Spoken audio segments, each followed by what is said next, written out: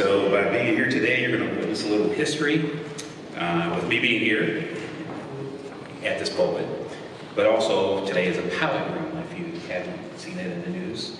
So the date reads the same forwards as backwards. Won't happen for over another 100 years. So enjoy it, you witnessed it. So I was asked to do this, and the intention is to do this every Sunday during the month of February. We're going to have individuals come to the pulpit and talk for 3 to 5 minutes about their own personal experiences and reflections on racial equality and discrimination. And the heading of this is Through My Eyes, so when you see that, you know what's going to happen. But I plan to speak briefly about some personal experiences in my life. But I also want to touch on the topic of racism itself, because I wanted to not only give my personal experience, but just to give a little bit of a reflection on what I think about that particular item. And to me, racism is not really all about loud displays and outdated or non-politically correct opinions. Racism can actually sort of be like a mouse in your house. It's there, you think you see it, but it rarely puts itself on full display. It is conscious, it's unconscious, and it lives in all of us because it reflects not just our views, but also the views and opinions of those people that came before us. And if you are a product of the institutions of our country, and racism you feel has affected you, then you've lived an exceptional life that I would love to live. And I don't think that there's many people that has not touched in our lives.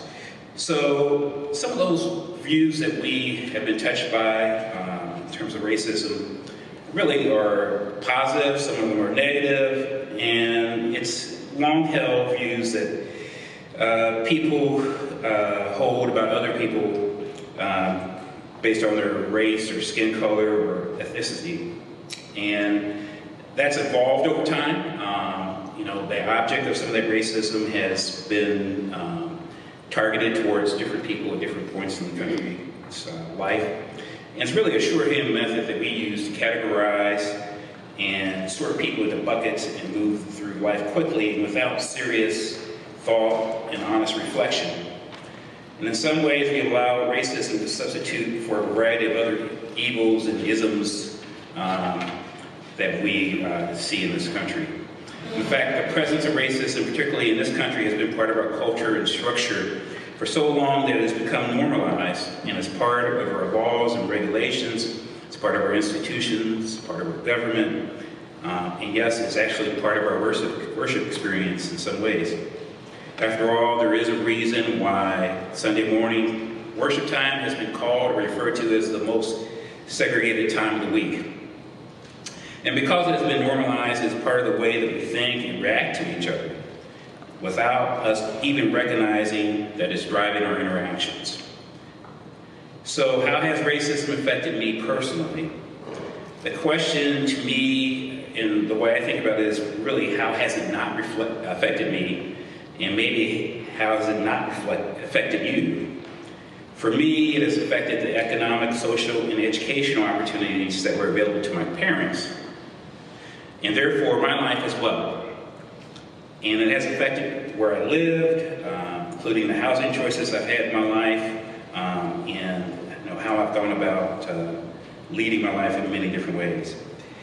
And some of those ways have been social, some of those have been educational, some of those have been housing choices, as I mentioned, and some of those have been positive, some of those have been negative. Racism has affected how I am viewed when I shop in stores. It affects how I move as I walk down the street, and people sometimes cross the street to avoid me. It's because they view me as a threat that needs to be avoided. And how people view me when I come to their home after dark to deliver their Girl Scout cookies. Or the new neighbor who recoils when I go and greet them and welcome them to the neighborhood in fear that I'm going to hurt them, whether it's in the daylight or in the night. These things have happened to me. So in my thoughts, the challenge for all of us is to examine our own behavior, our thoughts, our beliefs, and opinions with regards to race and to unlearn what we have absorbed and learned. And if we feel so bold to join the work to change the laws, the regulations, the institutions that got us to where we are today, to be more fair and to be more equal and with liberty and justice for all. Thank you.